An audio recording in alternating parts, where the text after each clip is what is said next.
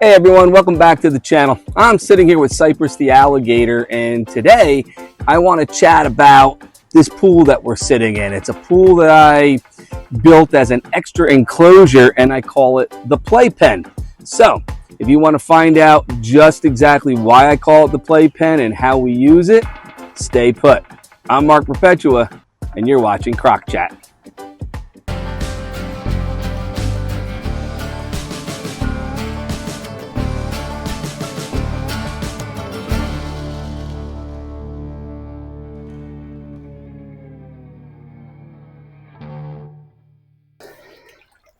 All right, welcome back to the channel. Thank you so much for tuning in. Your support for this channel is what helps it grow, and the growth of this channel helps us attract sponsors and donate towards crocodilian conservation. But right now we're sitting in, again, what I call the playpen. I call this the playpen because I use it as an extra enclosure. It is an enclosure where I can rotate the alligators and crocodiles from time to time to give them an opportunity to see a new environment. And it also allows us to work on training with feeding. Right now you saw we have Cypress in here first, and she just decided to swim on over. Here she is. Come here, girl. Up. Over here. No. Here. Here. So you'll notice that she knows my hand has food, but she's not lunging at the food. Now, I know a lot of people like to work with targets. I don't bother with targets for one main reason. I feel that if the alligator is smart enough to know what a target is, then it's smart enough to know the difference between your hand and the food. So while it comes to my hand, it doesn't lunge at it until I release it. Now, this obviously takes some work. In the beginning, the alligator might lunge at your hand. It doesn't realize your hand is holding the food and not the food itself. You'll also notice how she swam away as soon as I got a little too close to her neck for comfort. She knows I'm not a threat. She's not going to lunge at me and bite me. She realized that wasn't a feeding move. But she just didn't want to be picked up or handled right now. So the other thing we're working on is holding. And that takes a little bit more, obviously, especially in a big pool like this. We can get her to come over here to this side again. Holding simply means stationing in a way where I can get her to stay put instead of swimming directly up to me. Over here. I'm over here. Let's see if we can turn her around.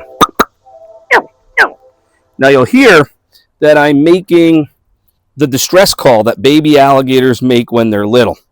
I have found that you can recondition the mind of the alligator, and instead of thinking it as a stress call, they start to associate it with a feeding call. Is it reconditioning, or is it a form of intelligence? That's a question that would be really hard to answer unless we could get the alligator to talk. Come on. Come here. Come here. Cypress. There we go. That's a tree branch. Up. There we go. Now we got her stationing for us. Hold. And you'll notice she even recognizes the hand signal for holding. Up. Up. And she's looking at my hand like it's a stop sign, and it's hard to believe that an alligator could do that. Problem is, I wasn't doing that earlier, letting her get a little too close to my legs, and then she got a little too rambunctious.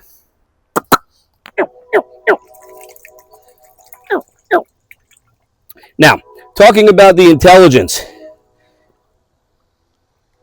are they just being conditioned to the noise, or is there some form of intelligence in learning what that noise means?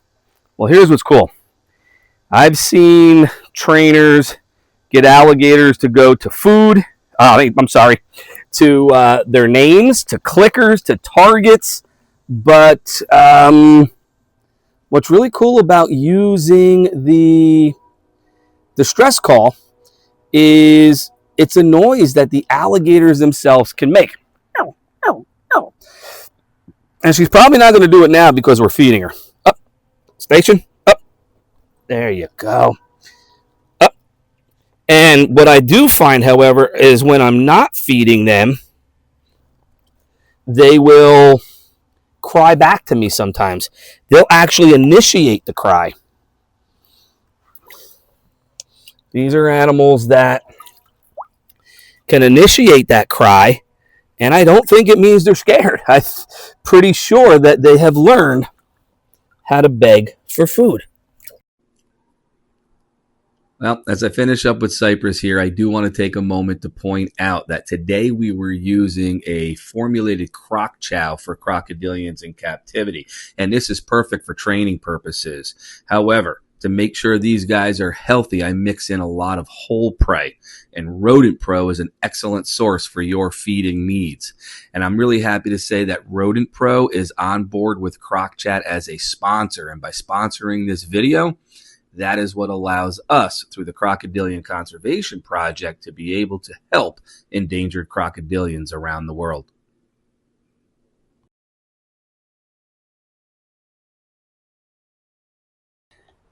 Well, we moved AJ into the pond, the playpen pond, and he's not reacting quite as well as Cypress did. Cypress is a lot more used to it. She has a slightly smaller cage for the summertime, and I like to get her out here to get her a lot of exercise. AJ's got a big cage. He's got a 12-foot by 6-foot cage. He has a 300-gallon pond in his normal cage, but I thought we'd, give it a shot and see how he performs today. He's actually going to be going to a big fair we have locally. It's second largest fair here in New York State. It's called the Dutchess County Fair. We see about a 500,000 people every year, and usually once he gets there, within a day he settles in. He'll do feeding demos. He'll even let other people throw food to him, and he'll go over and get it. Of course, they're behind a fence from a safe distance, not sitting with their feet in the water as I am. But again, I just moved him in. He didn't like being grabbed out of his cage, so he's not being quite as anxious to come hang out with me right now. But let's see what we can do. We'll give him some calls. I did throw him some food. He hasn't snapped at it yet. I thought maybe that would get him over here.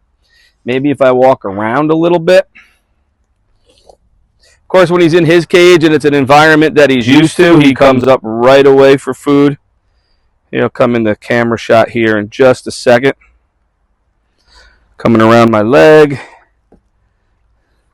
And there he is.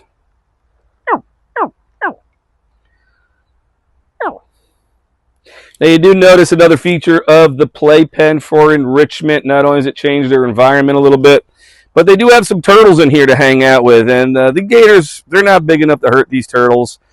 We have 2 peninsula cooters, old red-eared slider, and a red-bellied turtle. But it doesn't look like we're going to be able to get AJ here to feed for us here in the playpen. Well, after his turn in the playpen, it was time to go ahead and put AJ back in his enclosure. Now, I also want to remind you that just by subscribing, liking, and commenting on videos, you are helping CrocChat and endangered species. If you really like these animals, you can check out a book that I wrote. It's available on Amazon, or some of my artwork on my website. All of this helps the Crocodilian Conservation Project help endangered crocodilians around the world. Now, I got to admit, this wasn't the best training video, but it does show a lot of what goes on behind the scenes. It's more than just changing water and throwing them food. I spent a lot of time interacting with these animals, working with them, especially because they're educational animals. I want them to be comfortable with human interaction. But that's it for this time. I hope you come back for more in the future. Thanks for watching. Later, Gator.